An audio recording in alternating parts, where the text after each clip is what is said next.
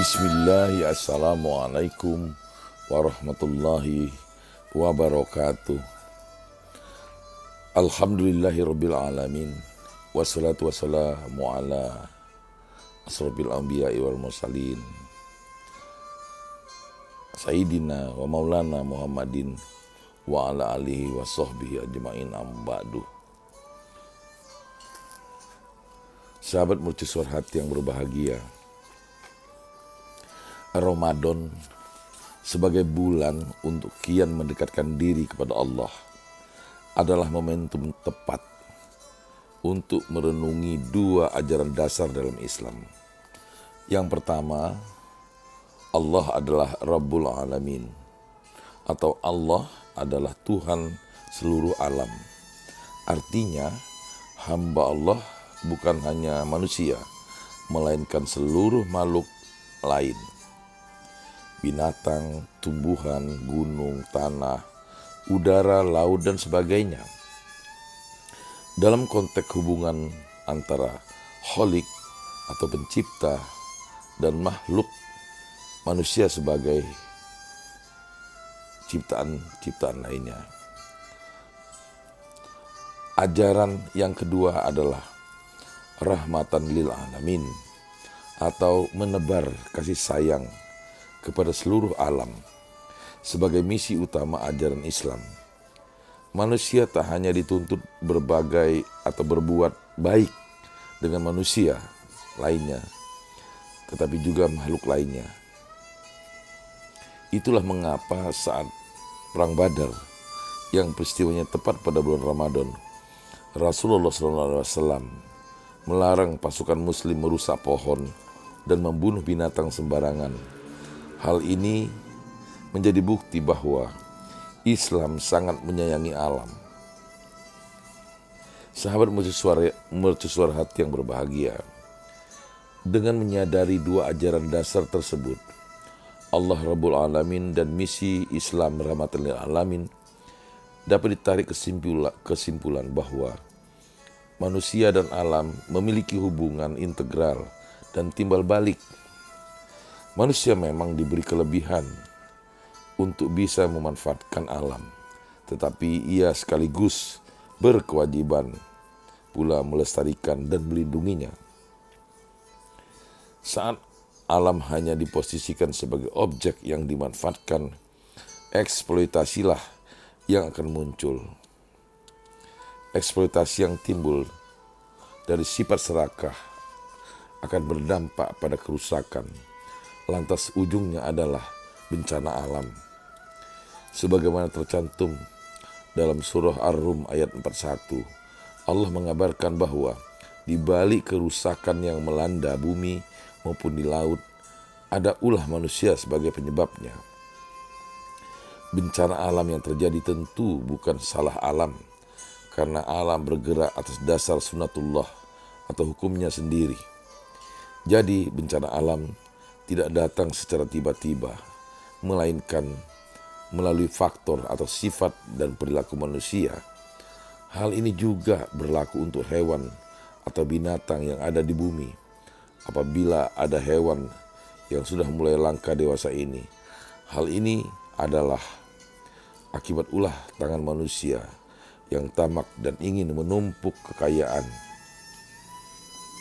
semata tanpa memedulikan berlangsungnya kehidupan satwa, terutama yang dilindungi. Sahabat mercusuar hati yang dimuliakan Allah, sebaliknya, bila manusia bersahabat dan berbuat baik terhadap alam, alam pun mendatangkan maslahat bagi dirinya. Dari Abdullah bin Amr, Rasulullah SAW bersabda, orang-orang yang penyayang niscaya akan disayangi pula oleh Ar-Rahman, Allah. Maka sayangilah penduduk bumi, niscaya yang di atas langit pun akan menyayangi kalian. Hadis riwayat Abu Daud. Dalam riwayat Tirmizi dikatakan bahwa orang-orang yang penyayang niscaya akan disayangi pula oleh Ar-Rahman atau Allah. Maka sayangilah yang di atas muka bumi, niscaya yang di atas langit pun akan menyayangi kalian. Hadis riwayat Tirmizi, dinyatakan hasan sahih oleh Tirmizi. Sahabat mercusuar hati yang berbahagia, dalam Nasyahul Ibad, Syekh Nawawi Al-Bantani menuliskan kisah yang unik, menggelitik dan bermakna. Betapa tidak, dalam kisah tersebut terungkap gambaran lain. Seorang ahli tasawuf, sang pengarang kitab legendaris Ihya Ulumuddin, Imam Al-Ghazali ini, yang konon telah mengantarkannya ke surga. Seorang imam besar yang terselamatkan dari panasnya api neraka oleh seekor lalat. Konon pada suatu ketika ada seorang berjumpa dengan Imam Al-Ghazali dalam sebuah mimpi. Lantas ia pun bertanya, bagaimana Allah memperlakukanmu? Imam Al-Ghazali pun berkisah. Di hadapan Allah ia ditanya mengenai bekal apa yang hendak diserahkan kepadanya. Al-Ghazali menjawab dengan menyebut satu persatu seluruh prestasi ibadah yang pernah ia jalani di kehidupan dunia. Namun Allah menolak semua itu, kecuali satu kebaikannya, ketika bertemu dengan seekor lalat. Dan karena lalat itu pula, Imam Al-Ghazali diizinkan memasuki surganya. Dikisahkan pada suatu hari, Imam Al-Ghazali tengah sibuk menulis kitab. Hal yang lazim dalam dunia kepenulisan adalah dengan menggunakan tinta dan sebatang pena. Pena itu harus dicelupkan dulu ke dalam tinta, baru kemudian dipakai untuk menulis. Jika habis dicelup lagi dan menulis lagi, begitu seterusnya. Di tengah kesibukan menulisnya itu, tiba-tiba terbanglah seekor lalat dan hinggap di mangkuk tinta Imam Al-Ghazali. Sang imam yang merasa kasihan lantas berhenti menulis dan memberi kesempatan si lalat melepas dahaga dari tintanya itu.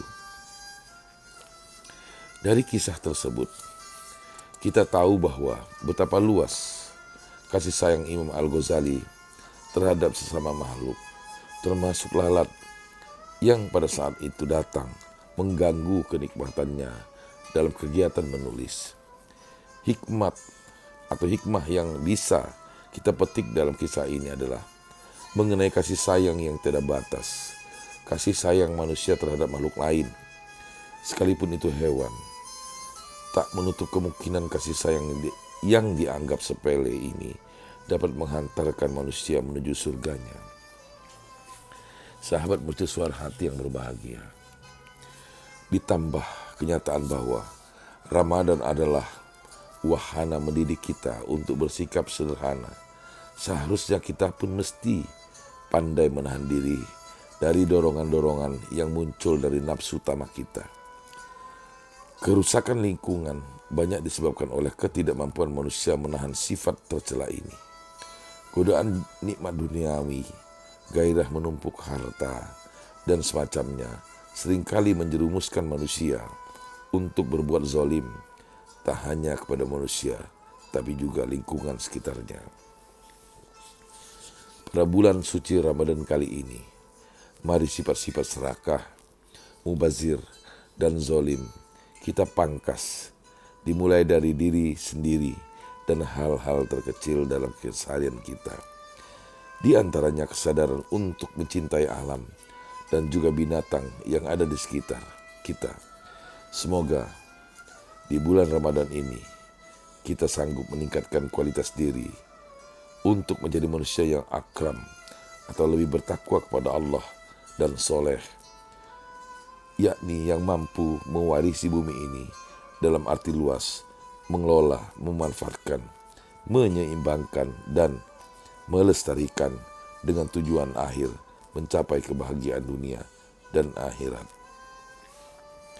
Sahabat mercusuar hati yang berbahagia, semoga narasi ini dapat memberikan manfaat kepada kita semua, sehingga kita dapat meningkatkan kesolehan kita di bulan Ramadan ini terhadap lingkungan kita. Semoga ini semua bermanfaat, lebih dan kurang mohon maaf. Billahi taufiq wal hidayah. Wassalamualaikum warahmatullahi wabarakatuh.